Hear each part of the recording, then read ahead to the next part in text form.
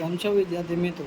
તો આજે આપણે આ વિડીયોની અંદર આપણે એક મેથ્સ ફોર્મ્યુલા વિશે શીખીશું, જેની અંદર આપણે અહીંયા સંખ્યા આપેલી છે 1, 2, 3 એવી 7 લગીની કુલ સંખ્યાનો આપણે સરવાળો કરીને એનો આપણે શું શોધવાનું છે? એનો ઘન શોધવાનો છે. આ જેટલી સંખ્યા આપી એનો આપણે કુલ ઘન શોધવાનો છે. એના માટે એક સૂત્ર છે, n કાઉસની અંદર n+1 એના ભાગ્યા 2 કુલ આમનો કુલનો વર્ગ.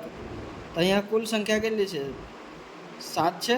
1, 2, 3 એવી રીતે કુલ સંખ્યા 7, એટલે 7+1 એના ભાગ્યા 2 આખાનો સ્ક્વેર. તો અહીંયા 7 ના 7 રહેશે. 7+1 = 8/2 ઇન્ટુ સ્ક્વેર. તો અહીંયા આપણે 8ના ભાગ પડીશું, એટલે 4 × 2, 4 × 2 = 8, એટલે આ 2 2 જશે, એટલે 7 ચોક 28, એટલે આપણે 28નો વર્ગ શોધશું તો આપણને જવાબ મળશે 784.